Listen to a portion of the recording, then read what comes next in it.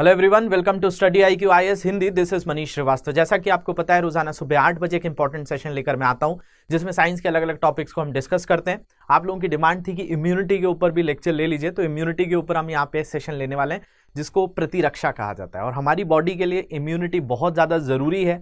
हम जिस फेज में भी गुजरे हैं वहाँ पर इम्यूनिटी ने ही हमारा साथ दिया है। जो कोविड-19 जैसा पेंडेमिक महामारी हमने फेस करी, इसमें इम्यूनिटी वर्ड बार बार आता था। तो हम समझेंगे भी कि आपका नॉर्मली इम्यूनिटी का मतलब क्या होता है, साथ साथ साइंटिफिकली क्या इसका मतलब होता है, और हमारे जीवन में किस तरीके से हम इम्यूनिटी को जो है स्ट्रॉन्ग कर सकते हैं, हमें किस किस तरह की इम्यूनिटीज़ मिलती हैं, इम्यूनिटीज़ के क्या क्या टाइप्स हैं, इन सारी चीज़ों को डिस्कस करेंगे। तो बहुत ही अच्छा टॉपिक है प्रेजेंट रिलेवेंस के हिसाब से, जिसको प्रतिरक्षा कहा जाता है। इसके बारे में अच्छे से बात करेंगे। तो वैक्सीन अगर हम ले रहे हैं तो वैक्सीन किस कैटेगरी के अंदर आती है, कैसी कैसी होती हैं, इस पर भी बात होगी। इससे पहले कुछ लास्ट सेशन में मैंने आपको क्वेश्चंस दिए थे, उनको डिस्कस करेंगे, फिर आगे प्रोसीड करेंगे लेक्चर को। कोई डाउट्स होंगे इन सोशल मीडिया हैंडल पे मुझसे पूछ सकते हैं। लेक्चर की PDF यहाँ से डाउनलोड करेंगे। तो देखते हैं, सबसे पहला क्वेश्चन था कि which one of the following instrument is use for measuring blood pressure. किसके थ्रू जो है आप ब्लड प्रेशर मेजर करते हैं। हाइड्रोमीटर जो होता है, देखिए एक होता है हाइग्रोमीटर। हाइग्रोमीटर जो होता है ह्यूमिडिटी को मेजर करता है, आर्द्रता को मेजर करता है। और जब हाइड्रोमीटर की बात करते हैं तो ये वाटर लेवल से रिलेटेड होता है, पानी से जुड़ा हुआ होता है।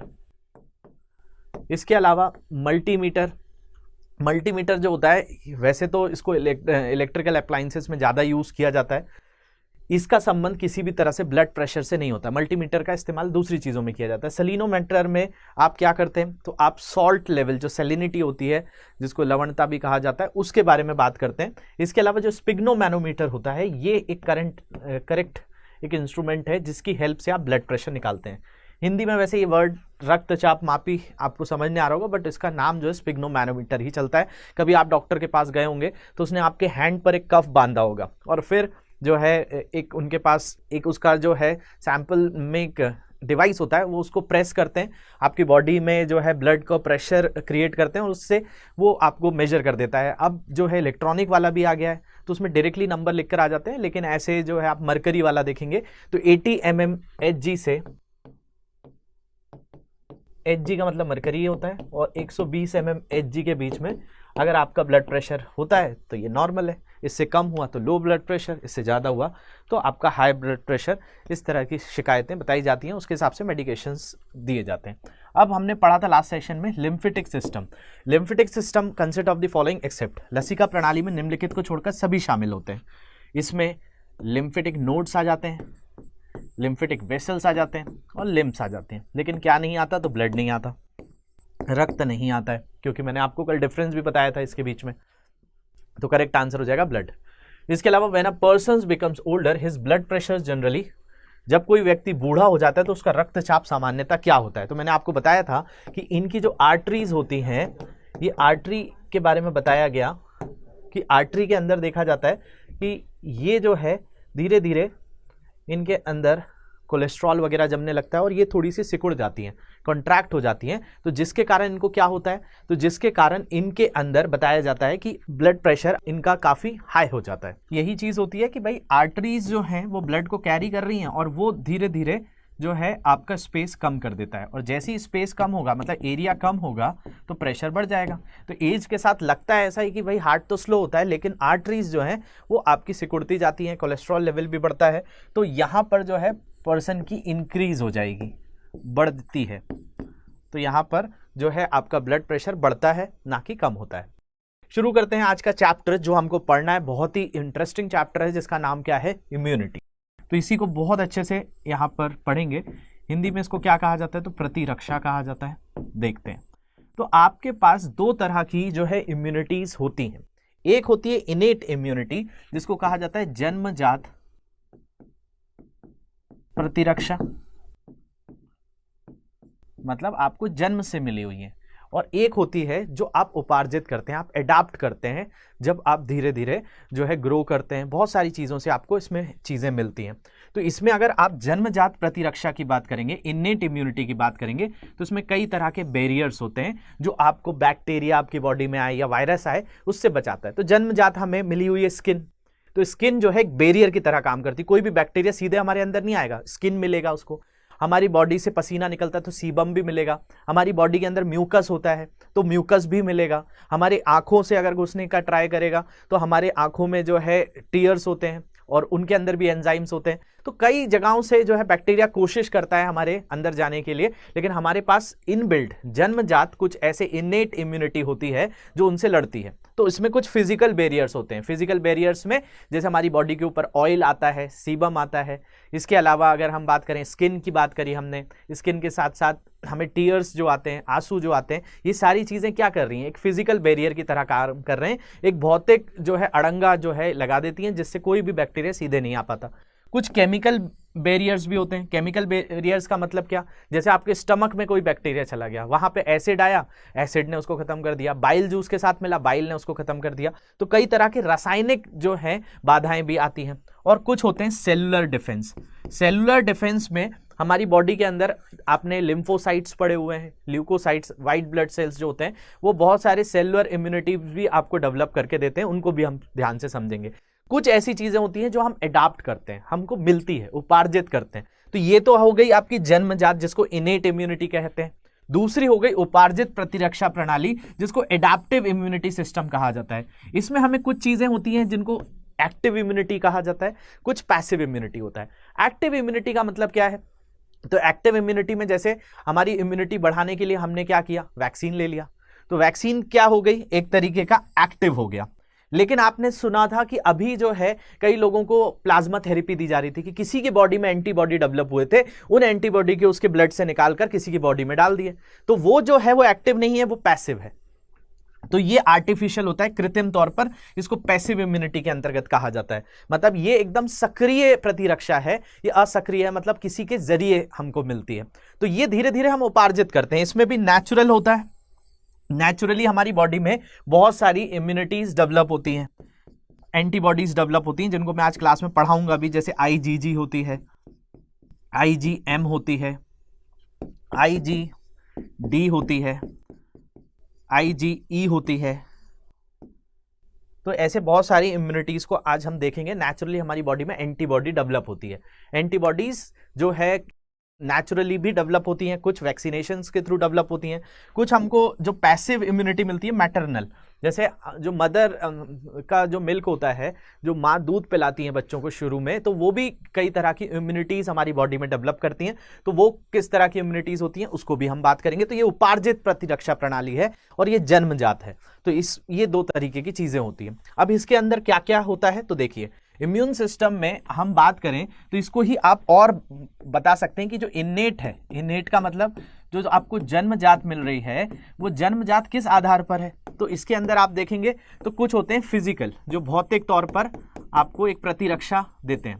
क्योंकि आपकी बॉडी में अगर कोई बीमारी होगी तो बेसिकली क्या होगा, अगर आपकी बॉडी में कोई बीमारी हो गई तो आपका लिवर पे डैमेज करेगा, बैक्टीरियाज धीरे धीरे फैलते जाएंगे। तो हमारी बॉडी कई तरह से रिस्पॉन्ड करती है ताकि कोई भी बैक्टीरिया को आसानी से अंदर ना आने दे और हमें सूचना भी पहुंचाए, हमें एक अलर्ट भी जारी करे कि हमारी बॉडी में कोई बैक्टीरिया आ चुका है। जैसे आपने देखा होगा आपकी तबीयत खराब होती है तो एक फिनोमिना हमारी बॉडी में होता है आपका, जिसको कहा जाता है फीवर। हमारी बॉडी में बुखार आ जाता है, तो बुखार आपको इंडिकेट करता है कि आप स्वस्थ नहीं है। तो ये भी एक तरह की इम्यूनिटी ही है। इसको भी समझेंगे कि क्या होता है। तो बेसिकली हमारे कुछ भौतिक बाधाएं हमारे शरीर जो है ऐसी चीजों को पहुंचाता है जो हमारे लिए अच्छी नहीं है, उनको कह दिया जाता है फिजिकल बैरियर्स, भौतिक बाधाएं। तो ये जो है आपको जन्मजात मिलती है। एक है आपकी स्किन। भाई स्किन से कोई भी बैक्टीरिया आसानी से एंटर नहीं हो पाएगा। फिर वो जैसे कफ रिफ्लेक्स, आपकी बॉडी में जो कफ बनता है वो भी आपकी इम्यूनिटी के लिए ही है कि वो उस बैक्टीरिया को पूरी तरह से बॉडी में घुसने नहीं देता, तो कफ क्रिएट करता है। इसके अलावा टीयर्स, इसके अंदर एंजाइम्स होते हैं। तो ये जो टीयर्स आंसू होते हैं, इन आंसुओं के अंदर भी एंजाइम्स होते हैं जिसमें आपके कई तरह के बैक्टीरिया किल हो जाते हैं। इसके अलावा म्यूकोसल लेयर, आपकी जो आहार नाल है जिसको आप एलिमेंट्री कैनाल कहते हैं, इसको अगर आप टच कर कर देखेंगे, जैसे आपके माउथ में भी अगर टच करके देखेंगे तो बेसिकली आपको गीला सा नजर आएगा, मतलब थोड़ा वेटी नजर आएगा। ऐसे ही अगर कोई स्टमक की वॉल को भी टच करे, आपके इंटेस्टाइन जो आते हैं उनको भी अंदर से कोई टच करेगा तो उसके बाहर एक म्यूकोसा होता है। म्यूकोसा मतलब एक परत होती है वो परत आपकी नोज में भी बनती है, तो ये भी बेसिकली किसी भी बैक्टीरिया को अंदर घुसने नहीं देती, तो ये भी एक तरीके का जो है लेयर है। इसके अलावा स्टमक का एसिड भी एक फिजिकल बैरियर है। जो हमारे शरीर में HCl बन रहा है वो अच्छे खासे बहुत ही हाई इंटेंसिटी का एसिड होता है, वो कोई भी बैक्टीरिया है उसको वहीं पर खत्म कर देता है।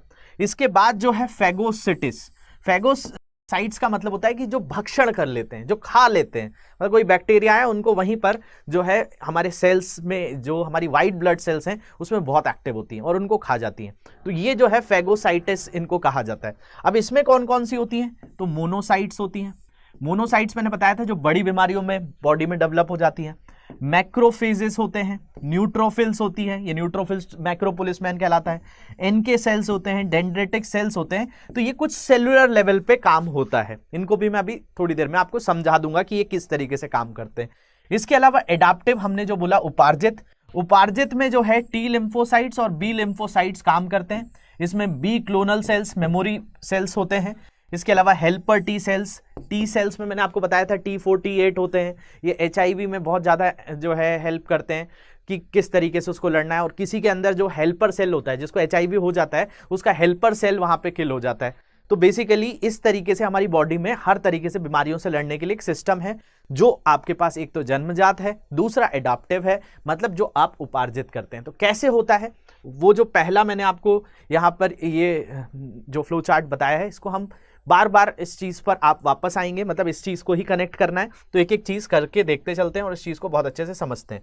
तो जैसे हमारी सबसे पहले स्किन है, तो स्किन जो है वो बेसिकली क्या है, जो हमारी त्वचा है वो एक तरीके से बैरियर का काम करती है, और किसी भी चीज़ को, किसी भी बैक्टीरिया का अगर हमारी बॉडी में इन्फेक्शन हो रहा है, कोई वायरस आ रहा है, तो उससे बचाने के लिए स्किन भी मदद करती है।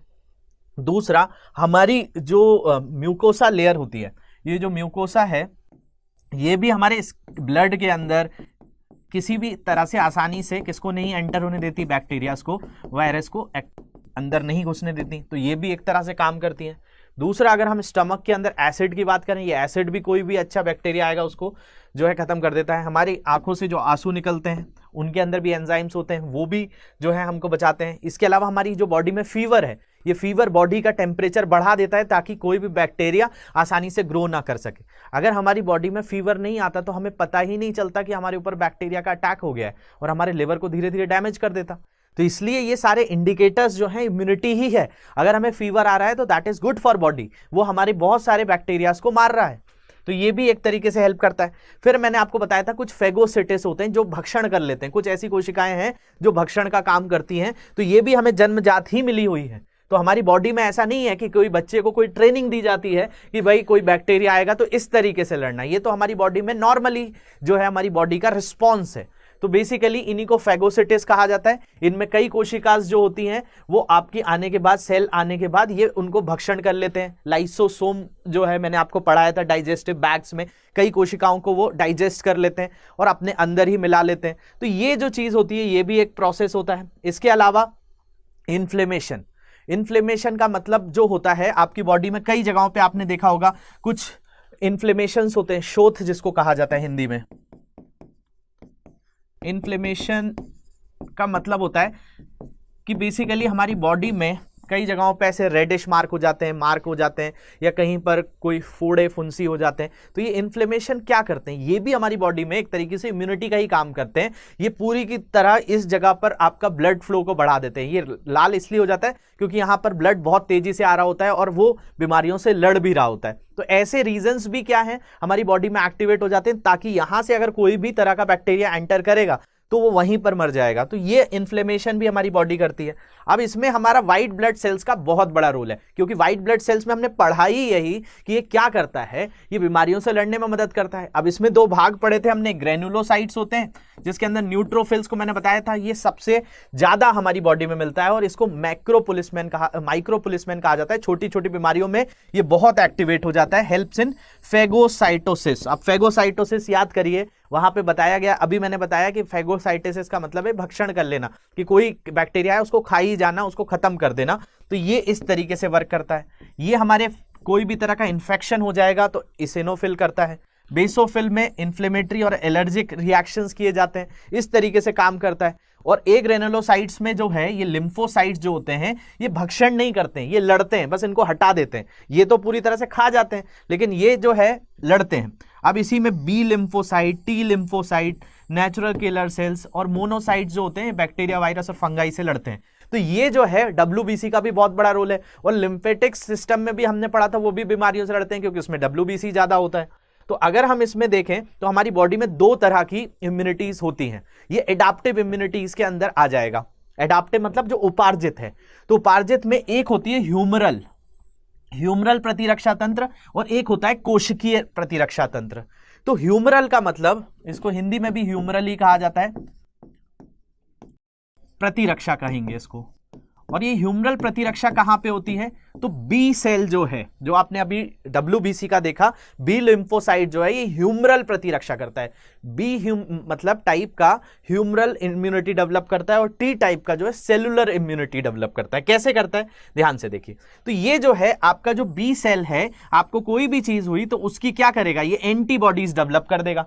अब एंटीबॉडी क्या करेंगी, जाकर लड़ती रहेंगी। अब जो मैंने बताया था कि ये वाले जितने हैं ये लड़ नहीं रहे हैं, ये क्या कर रहे हैं, फेगोसिटिसिस कर रहे हैं। फेगोसिटिसिस का मतलब ये खा जा रहे हैं, उनको मार दे रहे हैं। ये जो है, ये वाले जो हैं आपके, अगर ए ग्रेनुलोसाइट्स में लिम्फोसाइट्स की बात करें, मोनोसाइट्स की बात करें, इनका काम क्या है, इनका काम है एंटीबॉडीज डेवलप करना। ऐसी एंटीबॉडीज दे देते हैं जो जाकर लड़ती हैं और लड़ने के बाद खत्म कर देती हैं। तो ये वाला जो भाग है बी सेल का काम है एंटीबॉडी डेवलप करना। हमारी बॉडी में बहुत सारी एंटीबॉडीज बनती हैं जिसको IgG, IgM, IgD, IgE कहा जाता है। अब ये क्या क्या होती हैं तो इसको भी थोड़ा सा समझ लीजिए। ये एंटीबॉडीज से रिलेटेड, हमारी बॉडी में कई तरह की एंटीबॉडीज डेवलप होंगी। और जो टी सेल है, टी सेल हमारी बॉडी में सेलुलर इम्यूनिटी प्रोवाइड करता है।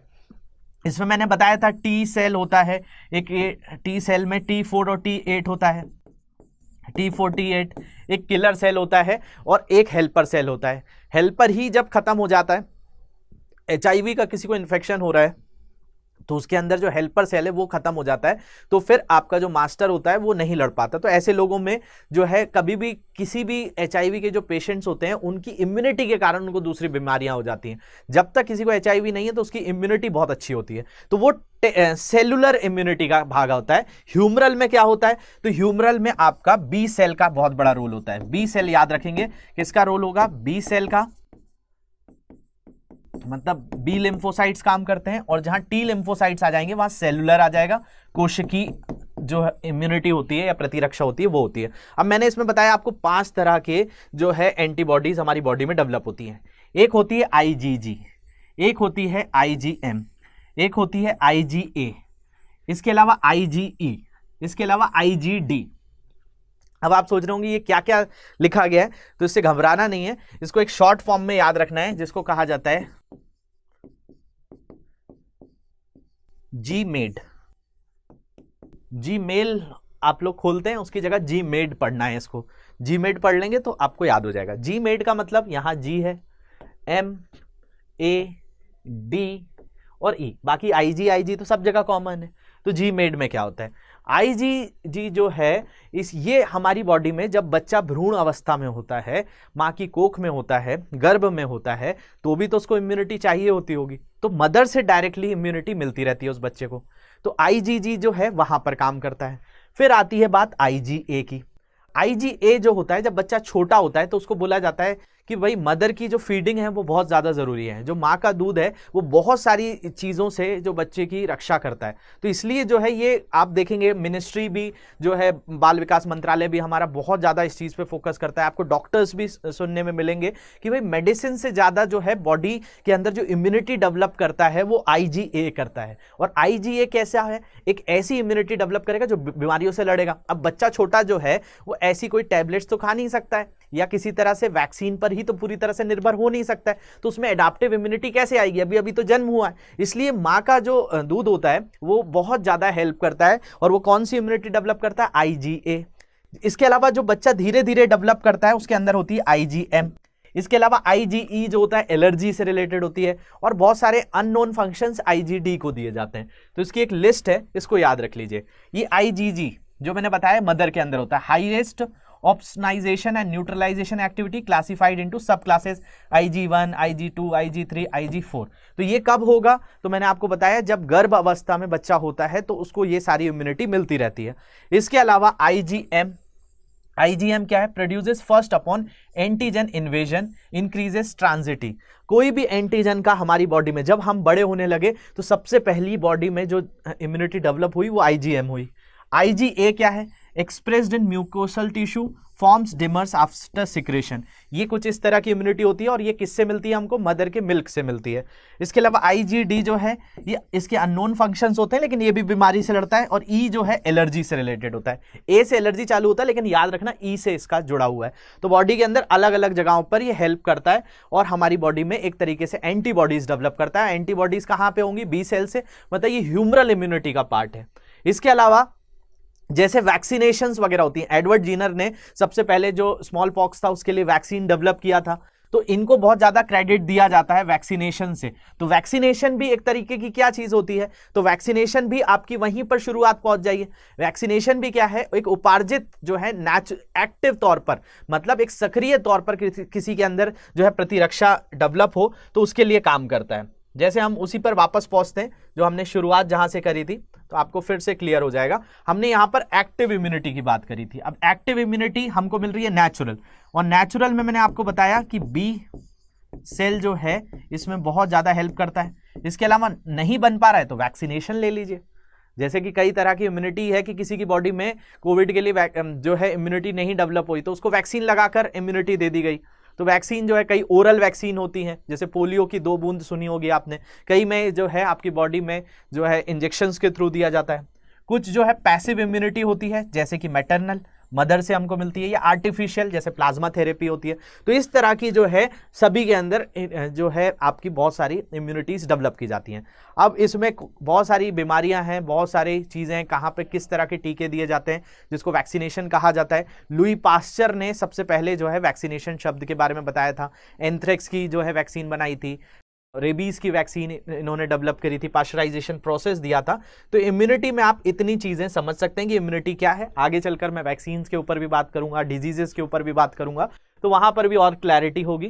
तो आप लोगों ने कहा था इम्यूनिटी के ऊपर, इसलिए हमने यहाँ पे इम्यूनिटी डिस्कस कर लिया। तो क्वेश्चंस देख लेते हैं आज की कि which of the following systems protect our body against disease causing microbes. निम्नलिखित में से कौन सी प्रणाली हमारे शरीर को रोग पैदा करने वाले रोगाणुओं से बचाती है? Immune system, digestive system, respiratory system, या फिर एक्सक्रीटरी सिस्टम। इसका आंसर तो सभी को बनना चाहिए जिन्होंने क्लास ली है। इसके अलावा विच of the following immunities present from birth. निम्नलिखित में से कौन सी प्रतिरक्षा हमारे जन्म से विद्यमान होती है? Innate immunity, active immunity, passive immunity, या एक्वायर्ड इम्यूनिटी। इसका आंसर भी सभी लोग कर लेंगे। इसके अलावा B cells and T cells are 2 types of cells involved in innate immunity, active immunity, passive immunity, या एक्वायर्ड इम्यूनिटी। तो इसका आंसर भी आपको करना है कि किसके अंदर आ जाती है। तो बहुत सिंपल से क्वेश्चन है। बी कोशिका और टी कोशिका में शामिल किस प्रकार की कोशिकाएं? सहज, सक्रिय, निष्क्रिय, या प्राप्त प्रतिरक्षा, ये आपको बताना है। इसके अलावा कोई डाउट्स हैं सोशल मीडिया हैंडल पे मुझसे पूछ सकते हैं। लेक्चर की PDF टेलीग्राम ग्रुप से आप डाउनलोड करेंगे। और भी कोई डाउट्स होंगे तो कमेंट सेक्शन में मुझे जरूर बताएंगे। Thank you very much for watching this. Have a great day.